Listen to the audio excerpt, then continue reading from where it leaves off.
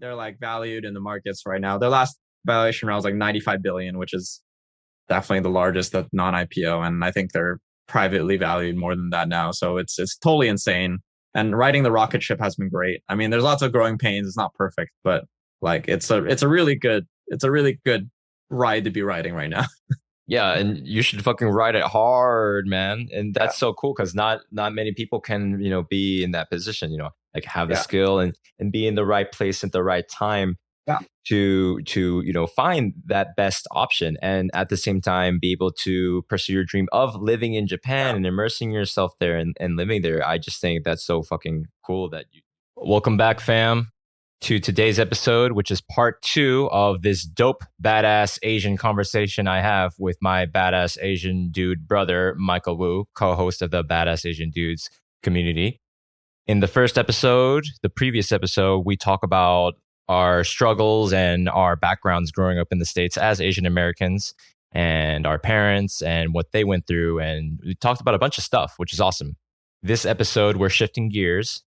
We talk about Michael's career path as to how he got working at Stripe, on being in the right place at the right time while working hard and being a good person, not being naive about the challenges or dark sides of living in another country like Japan, and blowing people's minds by bringing magic to personal experiences for yourself and others. Not letting the feeling of being treated as a foreigner get to you, and the importance of building your own tribe.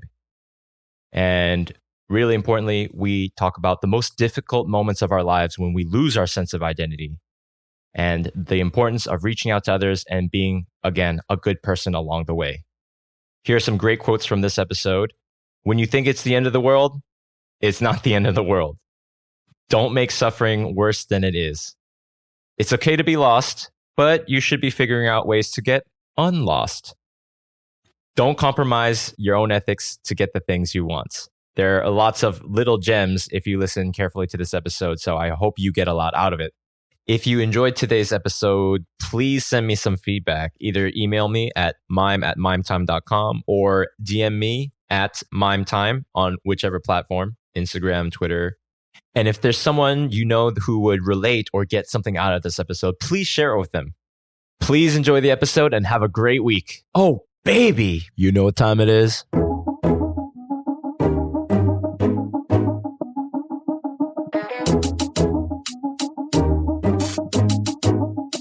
It's mime time.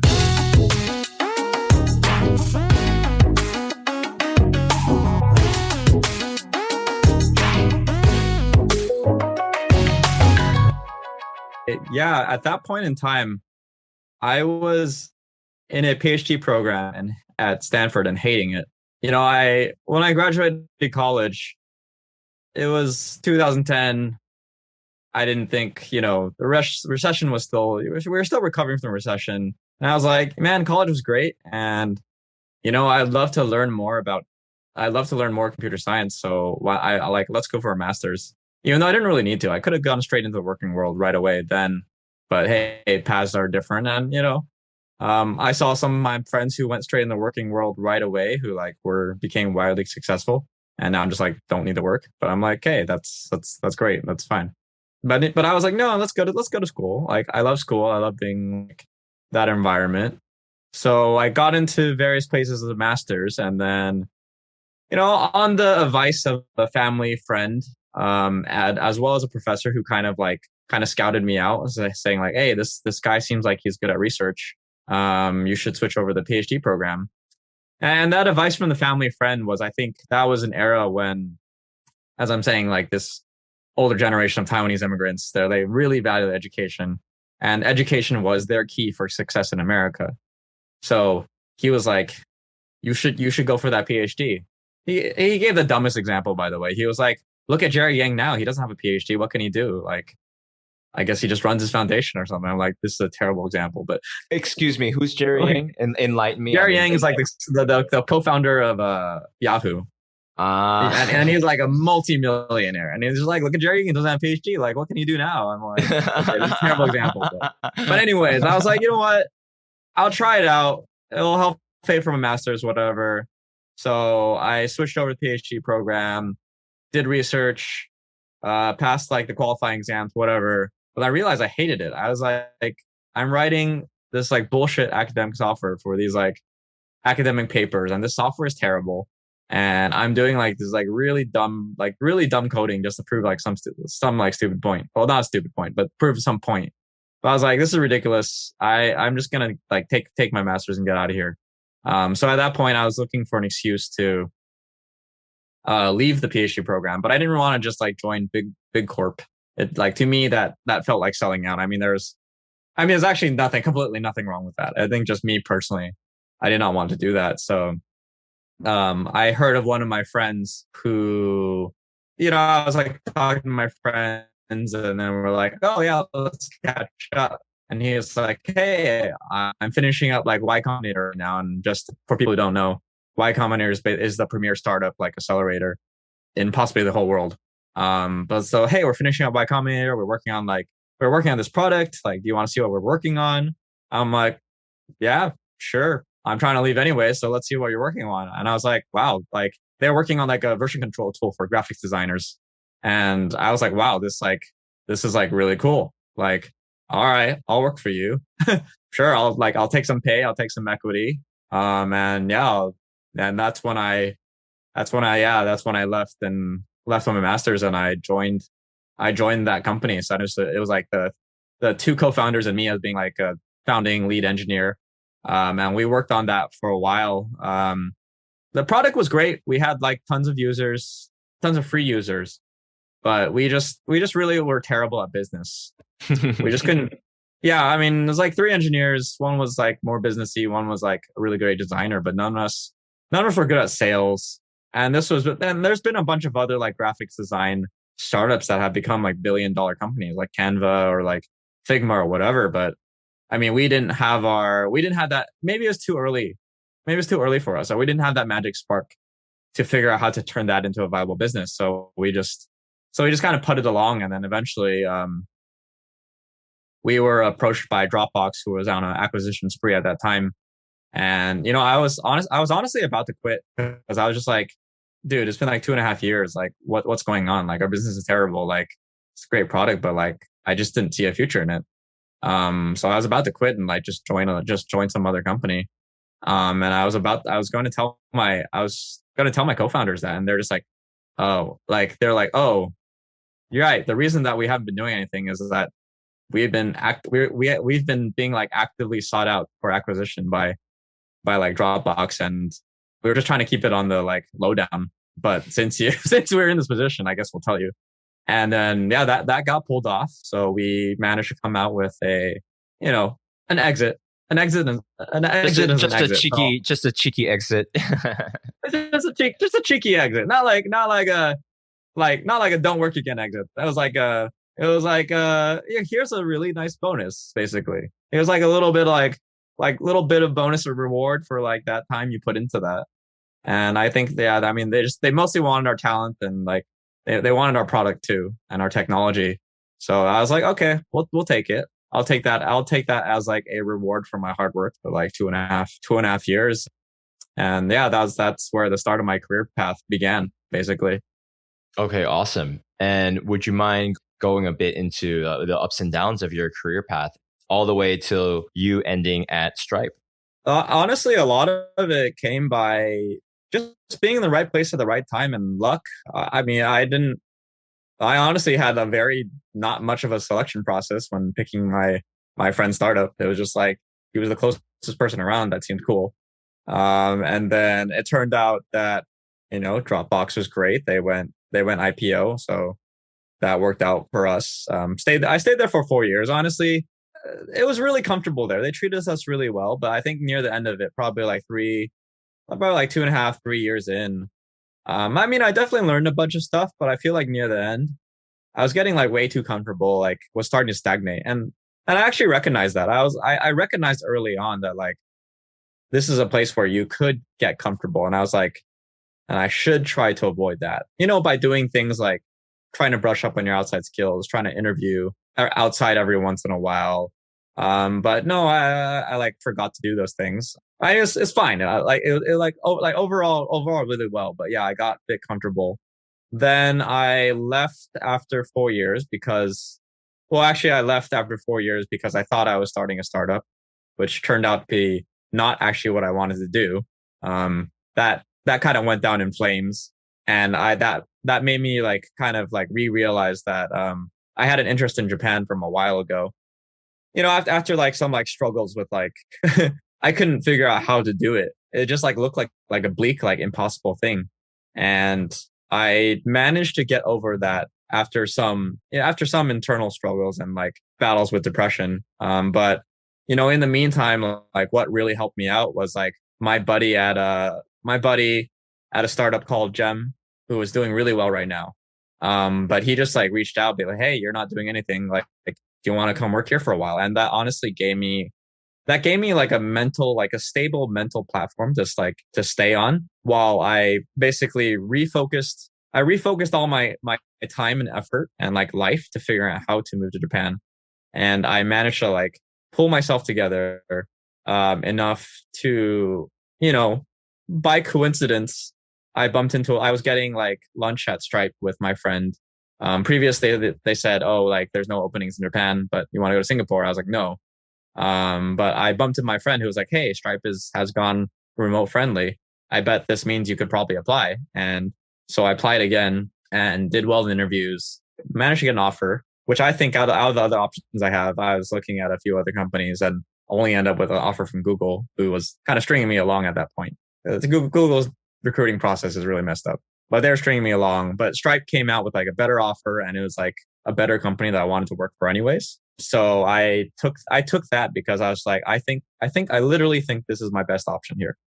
And I still believe today that Stripe has been my best option. I just think that going forward, I know I'm not going to stay forever, but like I want to make sure that I keep learning, I keep agile, and that I'm actually building towards like the next future that I want for myself instead of like getting comfortable and stagnating. That's But dope. overall, it's been pretty good here. Yeah, yeah, That's great.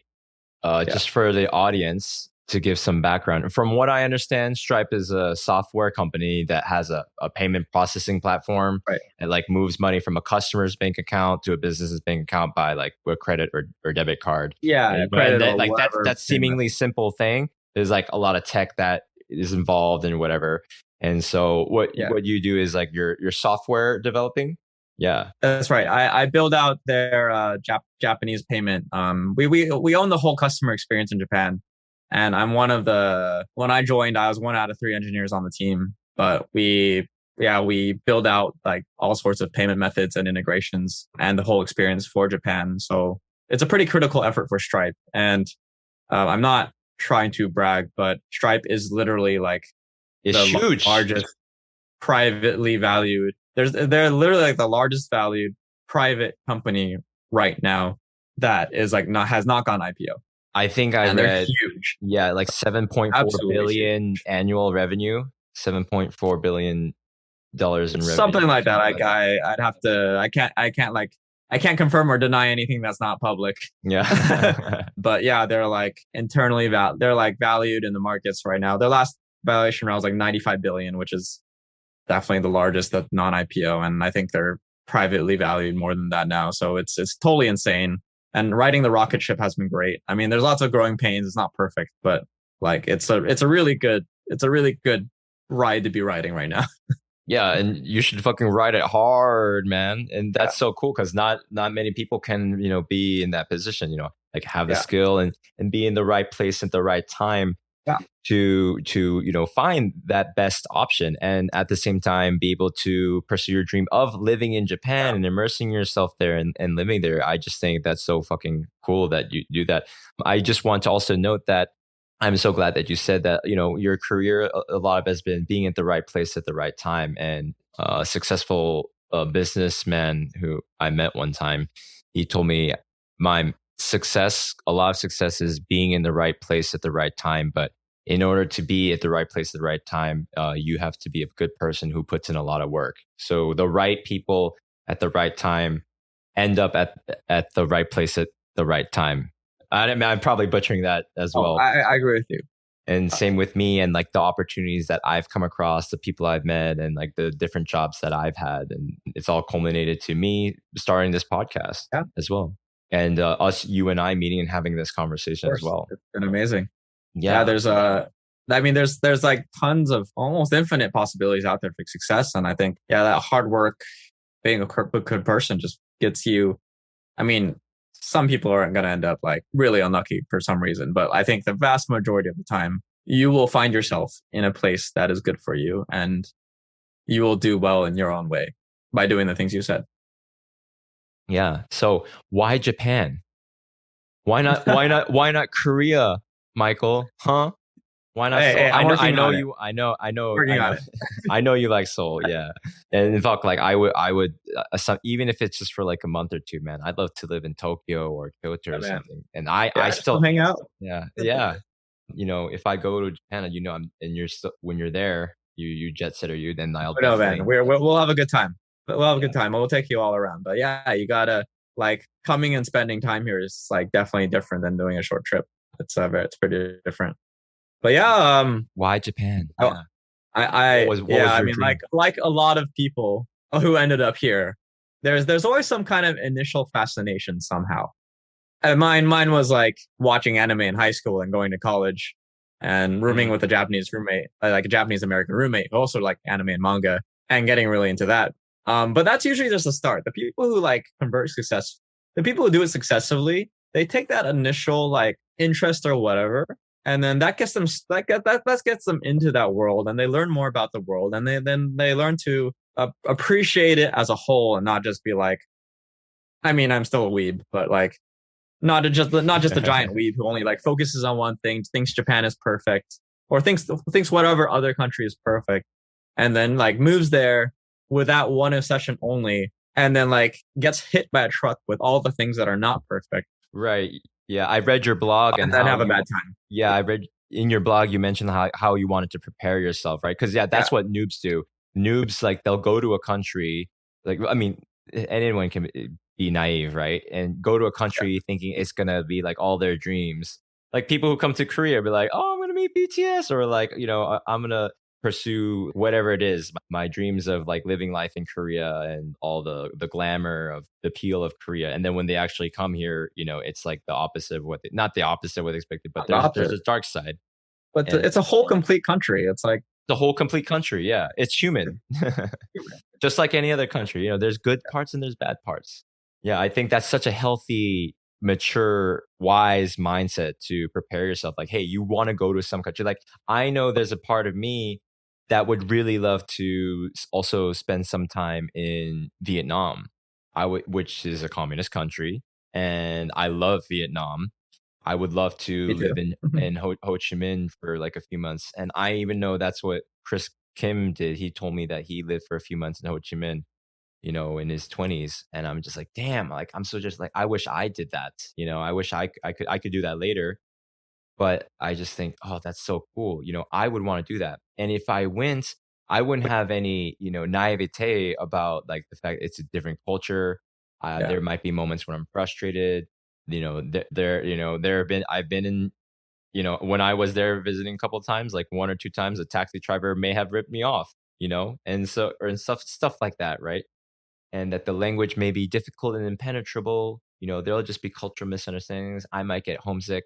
Like I would understand all these things in my mind well in advance and then still be willing to go, you know? So I think that it was cool yeah, that you had that mindset going yeah. forward. Yeah. But yeah, I ran like an exchange program at Stanford for 6 years, met tons of friends, and then when I started being able to travel, I'd be like, I made 15 friends every year. Let's go visit them in Japan.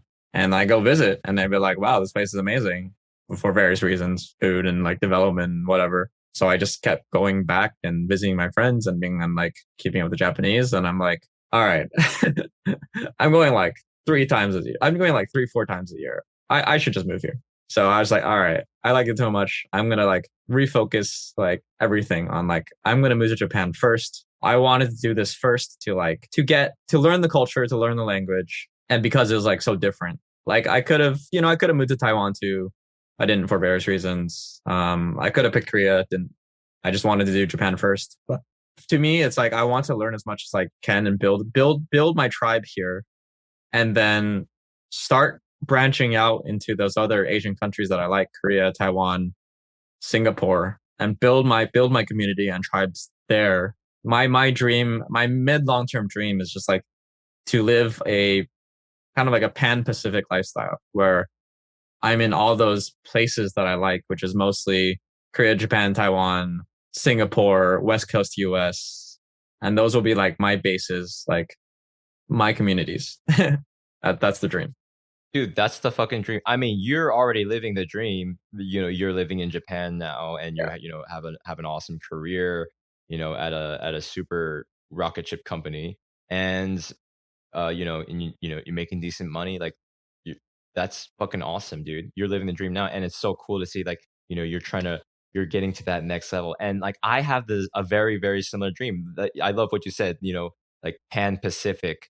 What'd you say? Pan Pacific Circle. I see Korea as my base, and because I love my life here. So I've traveled to Japan, Vietnam, Cambodia, Thailand, Laos, and Philippines, just Boracay. And I've yet to go to Singapore, but I definitely want to go. I find myself wanting to go back to those places, and I still have friends in all these different countries that, like, okay, I want to travel to those places more, maybe spend a month here and then a month there, like maybe spend half the year in Korea, but then the other months of the year I'm traveling to, say, Japan, and then Vietnam, and then yeah, to the West Coast, because me being not having grown up in the Bay Area or California or LA, like I have a bunch of friends there too, as you might imagine, the Yeah. Korean American community and Yeah. like influencer friends or whoever. And also, yeah, like going back home, like to Rhode Island, of course, to see like, childhood friends and stuff. Of course, like I want to reach that. I want to make that dream come true as well. So I think we're so fortunate in this time and age that we can pursue careers and pursue opportunities to make money and make these connections. Like it's really fucking. I mean, can you imagine? I don't know, like our ancestors 100 years ago on some farm, our grandparents and their grandparents, like what they had to go through. They could, who knows how much land, how much how like how far they traveled in their lives to another region or to another country, and then think about 10,000 years ago, 100,000 years ago, like your great great great great great great great great great parents, like they could never imagine that the planet would be this populated and that there'd be all this opportunity, all this technology, infrastructure, and this opportunity to try different foods and experience different cultures and learn different tongues of people who look different from you. And the fact, like, can you imagine if your great great great grandparents knew that you would be living in Japan, speaking Japanese, speaking several languages fluently, and making friends from all different backgrounds all over the world? It's just fucking Sure. amazing. It just blows my mind, that we have opportunities like this. I also think that you're a fucking trailblazer, Michael, because not only are you like Asian diaspora, I kind of look at us as like a subset of the Asian diaspora. First of all, as this is I'm a broken record. I say this again and again, that as Asian diaspora, we're kind of like a subset of the mainlanders, right? So, for example, Gyopos, right, like me, or Korean Americans or Korean Yeah. diaspora, right? We're a subset of the population that maybe we were more risk tolerant. So, or for whatever reason, because of famine or war, or because our families got bankrupt or something, we we moved to another country to seek a better opportunity because maybe we had no other choice, right? And then we had to kind of like survive and adapt in a different environment, and that kind of made us stronger in a way. That made us more likely able to be like adapt and learn another language and thrive in best cases. So then that's maybe like a lot of our peers and a lot of our friends and our families. But then I think there's an interesting subset of us, of people like you and me, who we come back to Asia. Either for me is back to Korea to find my roots, but for you is to go to Japan, And I Yeah. think that's super cool. So like you're taking it to the next step. Like you're not just, because you're also going past a bubble. You're pushing a comfort zone to pursue your fascination.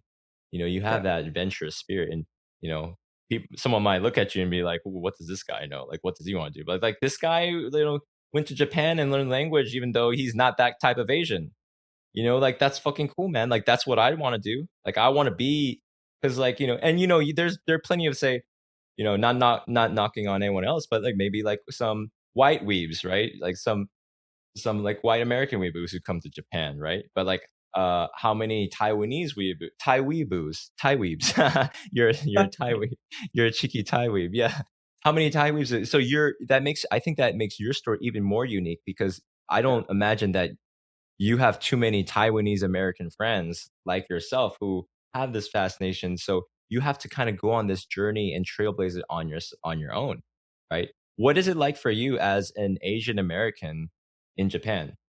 How do you Yeah. see Japanese people treating you? Are they do they, How is your Japanese? They can tell that you're foreigner right away, I assume.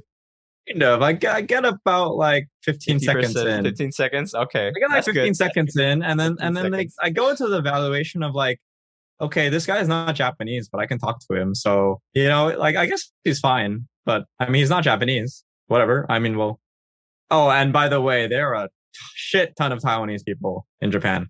I think there are more weebs in Taiwanese Taiwan. people, Taiwanese people, or Taiwanese. oh, okay, cool. Oh, that's cool too. Taiwan, Yeah. Taiwanese. Oh, Yeah, there's a actually, that shit makes ton of sense. Yeah, that actually makes sense. yeah, they're like a I think there's more weebs in Taiwan than there are in Japan, honestly.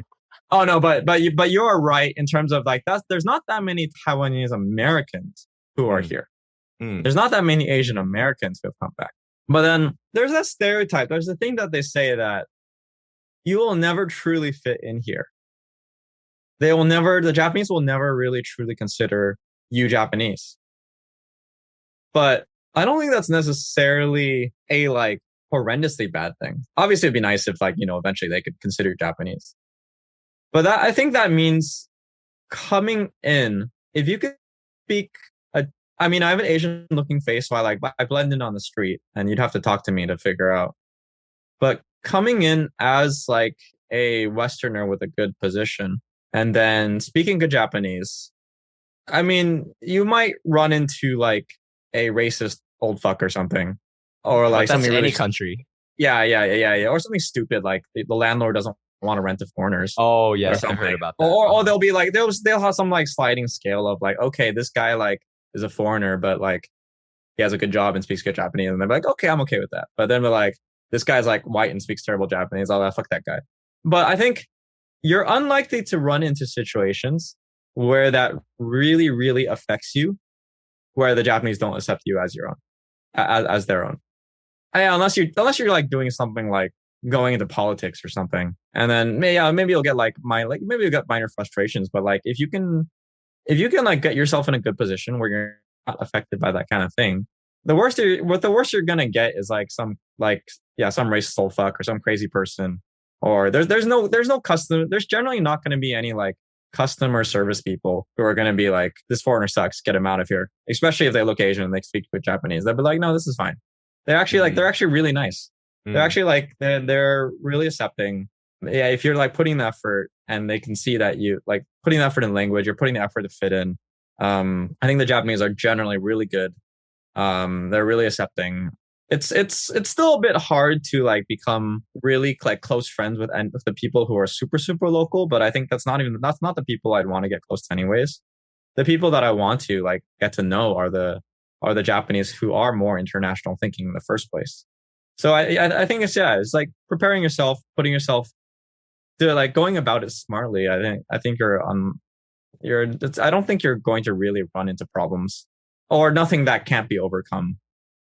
Right. And also accepting that maybe a certain society that you choose to live in as a foreigner slash immigrant slash expat, accepting that society may never completely, quote unquote, accept you as one of their own. I think one way to positively reframe that is that this is an opportunity for one as an individual to become more confident with himself and just be like, oh, that's just the way they think. I'm not going Yeah, to be able to change that. Is it human that I want to feel like I belong, and it feels kind of weird and uncomfortable, unsettling that they won't accept me or they treat me kind of differently? Sure, yeah, it feels a little. Yeah, I mean, even me being Korean blood, when Korean people kind of treat me differently.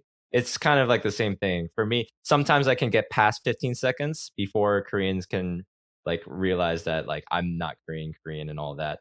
But even then, even me being Korean blood, me being technically born here, but like me being so divorced for like not growing up in the education system and society and all that, me being very westernized just from just body language and sub communications, right? They can just tell right away. And they're like, what country are you from? They just in Korean. I'm just like, we're speaking in Korean, I'm just like, I know my pronunciation's good. Like, you have to ask me this. It still bothers me, but sorry, I'm going on a tangent. My point being is that for me, being Korean diaspora coming to Korea and not feeling completely accepted, or if it's like you, Michael, you're Taiwanese American trying to live in Japan, maybe you will never fully assimilate. But I think this is an opportunity not to get mad at the society for changing. You can get mad, and I can understand, and we make critiques about a given society and how it Yeah. works and how it's not fair and how it makes us feel. It's not Yeah. cool how I get it. But at the same Yeah. time, I think there's an opportunity to kind of like accept it and let it go and just reflect that, like, hey, I know who I am and I know that I'm a Yeah. good person. And a lot of most people are good people. And if in life, if you are a good person, then good things will come to good people. And if they see that you're putting in the effort, and then a lot of people are willing to go halfway. And I think that's Yeah. a universal human. Exactly. I think that's a call to you accept it and you accept it, and I think it gives you some leeway to kind of it gives you some kind of like foreigner privilege that where you can kind of skirt the rules of society that don't make sense. You actually get some exceptions to that. And I think it's also a call to like you have to go out there and build your own tribe. You Yeah, can't build just your own hope tribe. you just can't just like hope that the people around you accept you. You actually have to actually actively work on that. And if you've built your own community, why does it matter whether you'll never be fully accepted?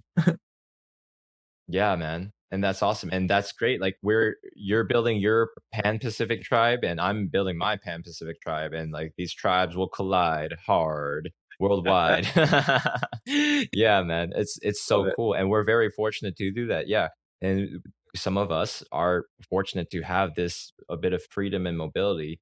It doesn't mean you need to be a jet setter with a good position, flying around all the time or whatever. But if you can once in a while meet friends, have friends from different parts of the world, and once in a while go and connect, like that's a blessing in and of itself. For sure. Yeah. And so yeah, like I want to just keep growing that because it's just so much fun. Just a couple more questions I want to get to. Yeah. One being, just briefly, I want to talk about your adventures. uh I'm sure you have lots of interesting adventures, but I know Yeah. you've gone to Burning Man. Can you talk about what kind of food you brought to Burning Man one time?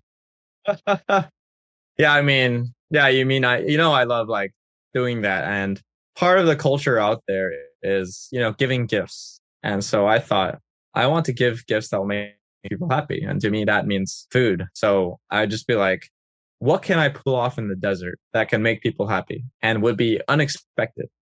Like that's like above and beyond. So things like one year rolling in like midweek with like a cooler of oysters, and you don't expect oysters like 4 days into an event with no like You hit it you don't expect 4 days that. into the event. You hit it for 4 days. No, I didn't hide it. That would be disgusting. But I came in like I joined midweek that week, Oh, okay. and I I see what rolled in with a cooler, and I was like walking around, and people are like, "What the fuck?" oh, I didn't hide it. That would Like be you don't disgusting. expect this like 300 miles inland in the middle of the Yeah, desert. You're like, yeah. what the fuck? I'm like, trust me, I got it this morning. Oh, I got it last night. It's been on ice the entire time. I promise you, it's fine. You'll be fine. And people are like, what the fuck? This is amazing. That And I've that's done shit like run my like sous vide cooker off of like solar panels, making like steaks and ribs and like steaks and ribs and popcorn and other crazy things like nitro cold brew coffee.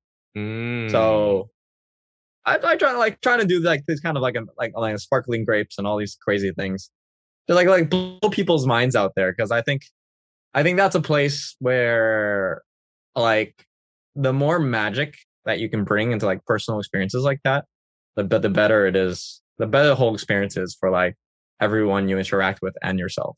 So whatever your personal magic is. Yeah, that's awesome. I've heard so many crazy, amazing things about Burning Man. I mean, I don't know if I'll be going anytime soon, but just wondering, like, did you find other Asian brothers and sisters out there? Yeah, for sure. Yeah, I camp with a camp called Asian Fetish Camp for the last 2 years. And yeah, and There is such a thing. I see. I also met a Korean girl out in the desert like a couple years ago and was Ooh, was crushing on that for a while. We still keep in touch. We're good friends. But that was yeah. friends. Uh-huh. Yay. Okay. Yeah. Well, it's cool, man. See, like that, you can go on adventures like that. I want to ask, what was one of the hardest moments of your life, whether like personally or spiritually, Yeah. emotionally?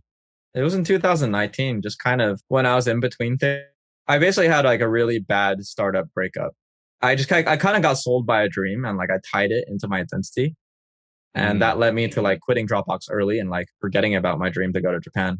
The problem started cropping up. I'm not going to talk too much shit. The problem started cropping up and I realized that I didn't want to work with this person anymore. And then I also realized that I wanted to move to Japan. But then I had already like tied up my identity into like, hey, I'm doing this startup. I told everyone about it. I was like pushing hard and mm, working hard.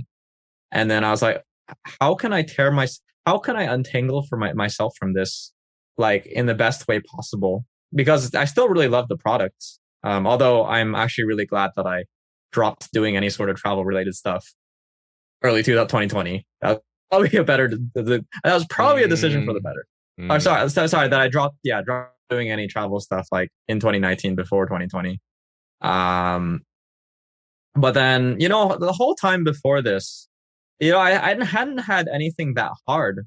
Like things went mostly smoothly for me. I didn't have any huge disappointments. Never got fired. Never like had like a super gnarly breakup. I just had a bunch of failed crushes that went nowhere. So, things have been going smoothly and I hadn't like experienced these like lows before, these like disappointing lows before. So when we had our nasty breakup and then I was like, shit, I have no job. I haven't interviewed. I haven't done interviews for like 4 years. There's like only like a handful of companies in Japan that would actually be work for me. I was literally in my roommate's house in San Francisco and I had a freaking panic attack.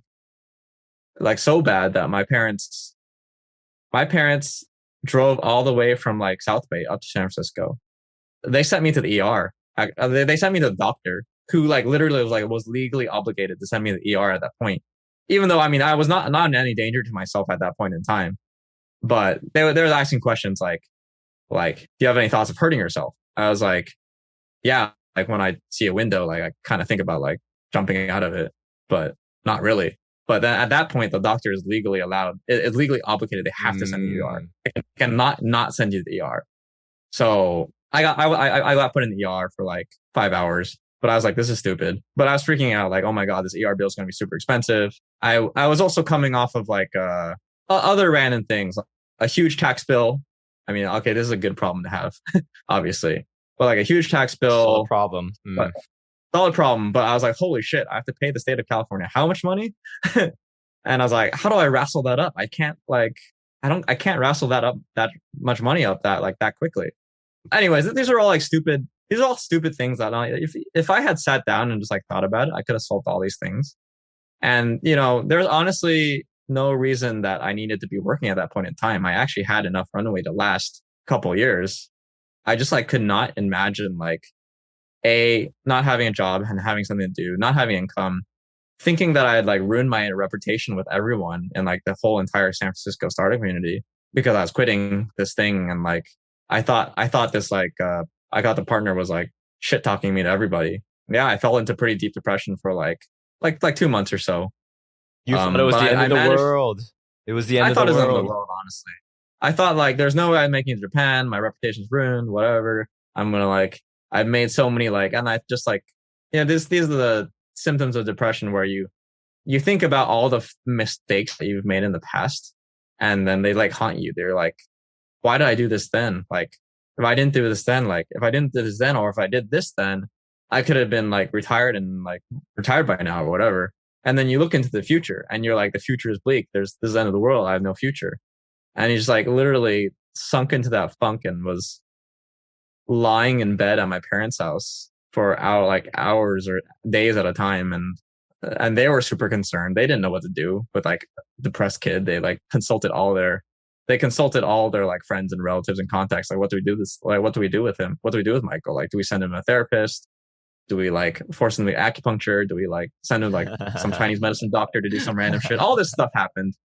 All this stuff happened, and I hated it. I like resented it. I resented this like reimposition of parental control because they were so concerned for me. But no, I forced myself to like struggle through it day by day while like freaking out internally the entire time. But with like the help of like reaching out to friends, I told you earlier, my friend offered me a position at a startup that was doing really well, so that gave me some stability. Mm. I impulse like moved to Japan for a month just to like reaffirm to myself that like this was the right decision for myself. I just like put myself into like language school. But my parents refused to let me go there by myself. So they like literally would stay. One of them would stay in the same Airbnb with me like the whole entire time I was there, making sure I wasn't like gonna hurt myself or something. And I hated Mom, I that. just want to learn Japanese. Yeah, I just wanted to learn Japanese and like see if life in Tokyo was the right decision for me. But I came out of that with like a re like a like back I came back, started working at my friend's startup again, but then just like really reaffirmed to myself that this is the right decision. Snapped myself out of it and like got like put myself into position to like interview and like get things done. But that was super hard. But now I'm like, and the lesson coming out of that is hopefully I've had enough like range of experience of like ups and downs where like if I'm facing difficulties in the future, I have the mentality to just to get through it fine and like rebound and like the mental resiliency for that. I don't know. There's still this fear in my mind that if something really bad happens again, that I will fall back again. Hopefully not. I don't think so. I think I've realized like what a good position I actually am in, and that like you know what, no matter what happens, like I'm in good position. I can rebound. Like financially, I'm fine. I've got like a huge community that like loves and supports me. Yeah, That man. I don't think that it should be a problem. That Well, that's great. Thanks was for my sharing. real talk. Yeah, man, real talk. And like, I'm so glad for that you shared because I this is a new meme I want to bring onto the show, which is that vulnerability is power.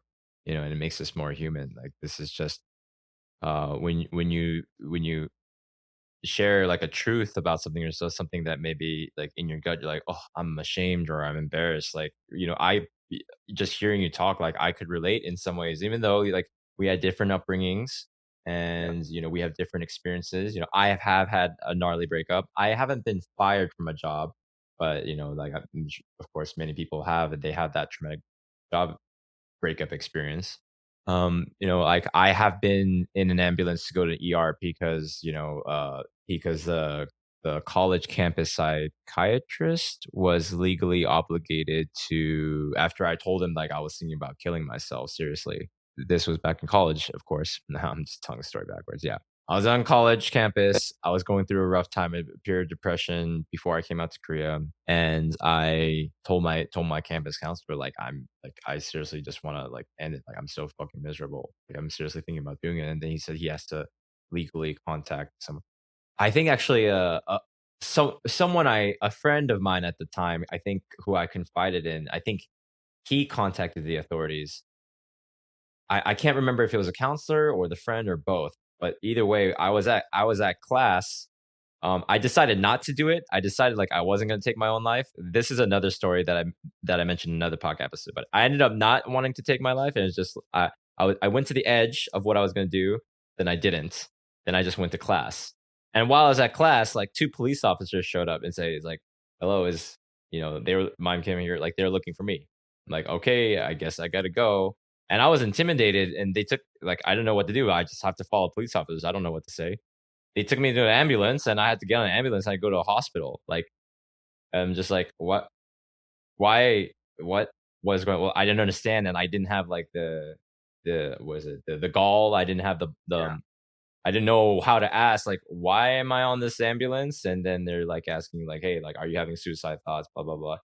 And I was telling this ER nurse guy or whatever, whoever, he was just like, yeah, like I really don't know if theology makes sense. I think there's like like contradictions in the scripture, so I don't know if Christianity is real anymore. And so like Oh, my whole worldview is collapsing. Is basically, but this guy doesn't give a fuck. Like there's actually people dying and shit probably. And like here's this like who's this like Asian American who's this Asian guy like talking about the Bible and how it's like got contradictions in it. Like I don't have time for this shit. Looking back at it, it's a really crazy experience. But I look back at that and I just look at wow, like I was like I'm ashamed of say the dark experience that I went through and like how like the reasons why I was even in depression. Looking back is just so stupid, like the how my world review, you know, shattered as a Christian, as a strong devout Christian. I mean that's something I get into in other episodes. But I want to talk about these things, the religious side, the religious experience of growing up in a church, especially an Asian church, because I know there's going to be a lot of Asian diaspora who relate. Because as the diaspora, a lot of us, grow up in these churches and stuff like that. But anyways, going back to sharing the real talk, yeah, it's just human, man. Like no one's life is perfect, and everyone's degrees of shit is bad, and the shit that we go through is real to us, and no one else can go through it but us. yeah. So I know what it's like to go through like months of depression or like wanting to kill yourself and having those thoughts. And to anyone who's listening out there who goes through whether your shit, maybe you listen to Michael's story or my story and you're like, man, these guys are bitches. Like this shit, like my shit is way worse than theirs, like they don't, these guys, you know, I just want to say if you ever have those kind of thoughts and you feel like you're so alone, this is what I think. Yeah, you are alone. You are alone. And that's why you actually have so much in common with everyone else who goes through this shit. Because like we all think that we're alone. And I know that might be, it feels cliche to say that, but it's like, yes, you are alone and you have to deal with it. But if you make it through to the other side, if you take a step back from that ledge, my friend, then you just decide, hey, what's going to happen next? That's what I did. Like, what if this is just ground zero and I say this is like a new start and I can forget all the bullshit from my past. Like I don't know what to believe anymore. For me, it's like, oh, I don't know what is Christianity real is more. Is God or is Jesus God and blah blah blah blah blah. This is my worldview. This isn't real. Okay, what is real? Maybe I can look at this with curiosity. What can happen? What's gonna happen next? And then with that curiosity, just to see how far it goes, like what have I got to lose? Like I already like have lost my, you know, my sense of identity and whatever. Well, then what is it? What is what can I be curious about? If that makes sense. So I just want to, if anyone else there gets in a really dark moments, I just want to put it out there that you can maybe consider just thinking, oh, well, what's going to happen next? Like what's next after this? Okay, so I went through a bad breakup. Okay, so I lost my job. Okay, so I lost my faith and my reason for existence and whatever it is. Everything that I get was my identity. Then what's new? What can I pursue? And I'm so glad that I didn't pull that trigger and instead I pulled another trigger, which was to come to Korea and in search of myself. And it's dark moments like that were such a huge catalyst for me to start the journey to find myself and then to become a better version of myself and to become a more kind, passionate, understanding person.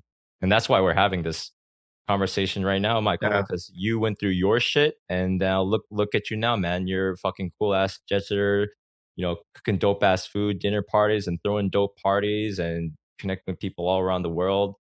And me, like I came to Korea and I came out of my shell and I stopped being a virgin and I made a bunch of cool friends and I worked different jobs and I worked at a club, being a club promoter and event marketer and starting a small company really podcasts and media marketing and stuff like that. And I'm here doing this podcast, which I'm really passionate about, so we can share these stories. Like, all I like to think, again, it's cliche, like everything happens for a reason, and that's why we're having this conversation right now.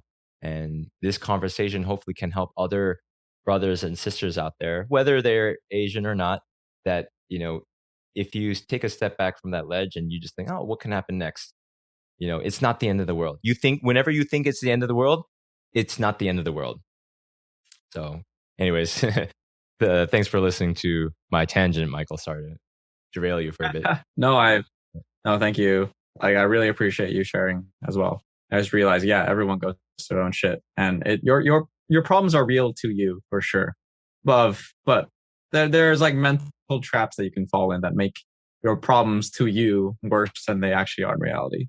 Yes, that's huge. Yeah, you can make problems and suffering, like pain happens. Like someone punches you, something, you stub your toe, like it hurts, sure.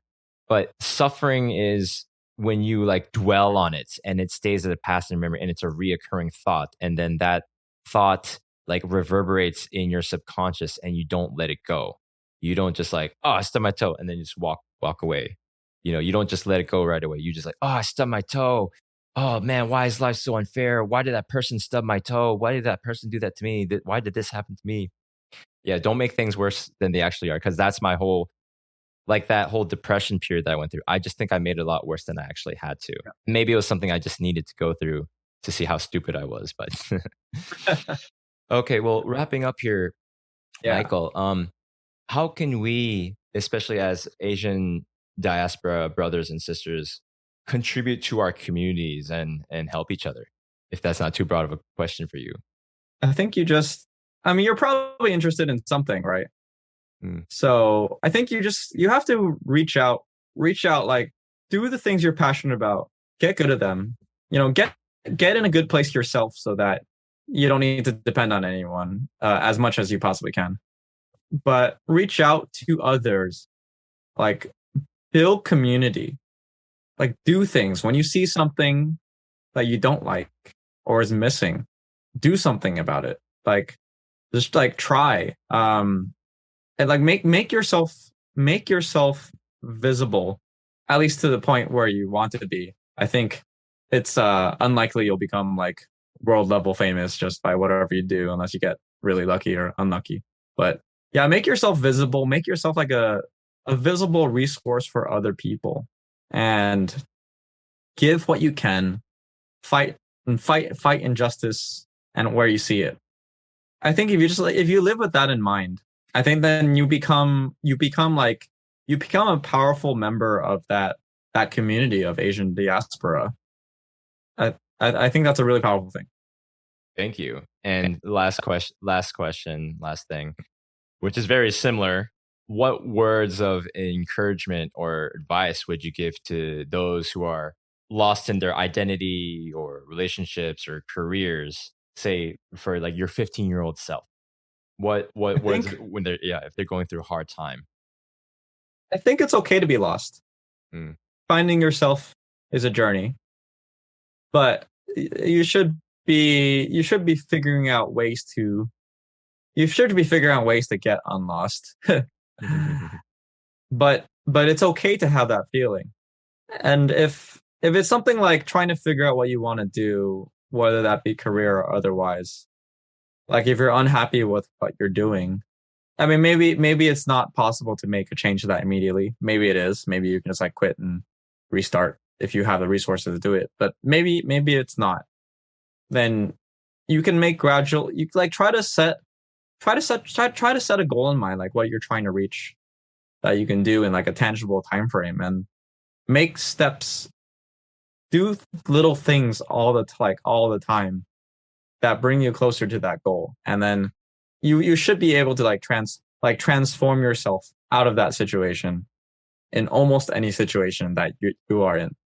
It's very often just by putting yourself out there, being bold, reaching out to people, that you can end up like being like getting the things you want and being in the place you want without any sort of like coercion or trickery or like compromising your own ethics.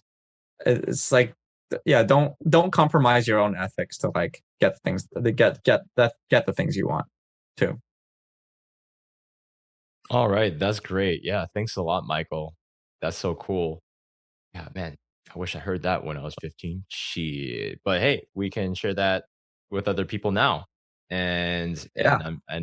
You know what? It's great that we're even having this conversation at all. So, if people want to reach you, Michael, how should they reach you? Yeah. I'm Michael M. Wu at basically everything. Instagram, Facebook, website. You can find me at my travel blog, demflyers.com. But yeah, I'm usually really responsive, by any like sort of social media or email. So you can easily find me. I'm usually happy to. I'm almost always happy to like at least be like responsive. Yeah, if you're like coming like yeah, I see people who have like good intentions in mind, and I really don't mind like using bits of my time for people. So yeah, happy to connect. All right. And I'm happy to connect with you, Michael. Thank you so much for your time and for coming on the show today. I really appreciate it. And I think the listeners are going to get a lot out of it. That's it for today's episode. Thank you so much for listening, everyone. And please tune into the next episode of Mime Time. Oh, baby. Peace.